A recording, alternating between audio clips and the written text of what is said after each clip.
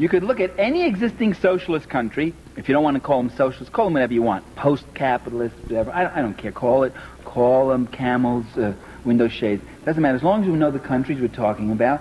You can look at any one of those countries, and you can evaluate them in several ways. One, comparing them to what they had before. And that, to me, is what's very compelling. That's what's so compelling about Cuba, for instance. When I was in Cuba, I was up in the Escambray, which is like the Appalachia of Cuba, very rugged mountains, people very poor they were.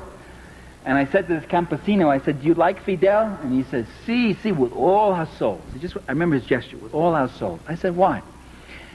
And he pointed to this clinic right up there on the hill, which we had visited. He said, "Look at that."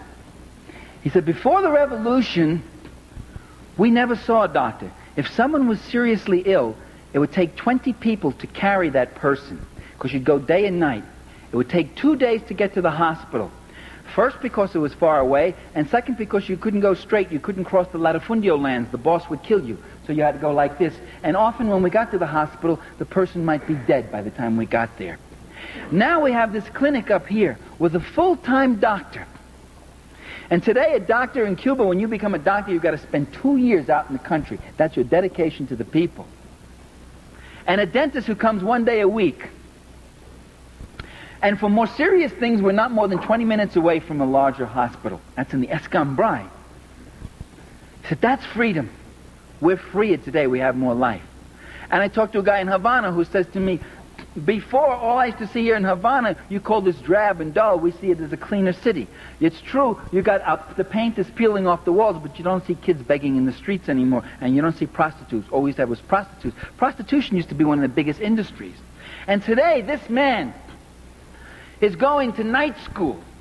He said, I can read.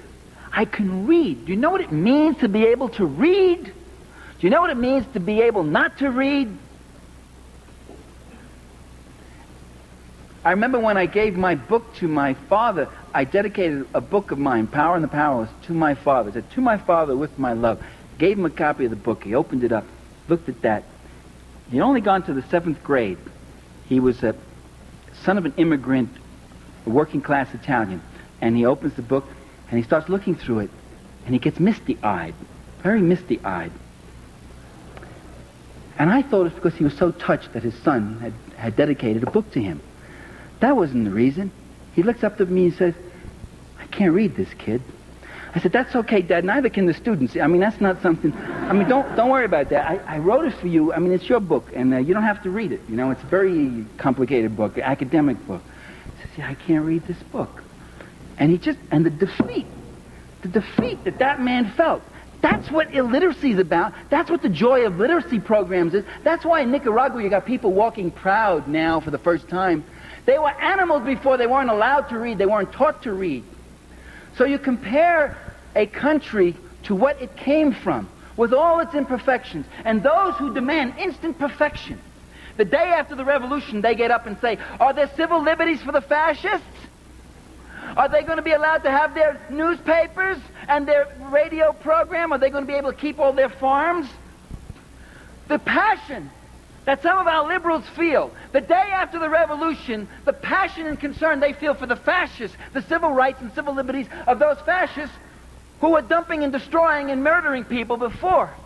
Now the revolution has got to be perfect. It's got to be flawless. Well, that isn't my criteria. My criteria is what happens to those people who couldn't read. What happens to those babies that couldn't eat, that died of hunger? And that's why I support revolution. The revolution that feeds the children gets my support. Not blindly, not unqualifiedly.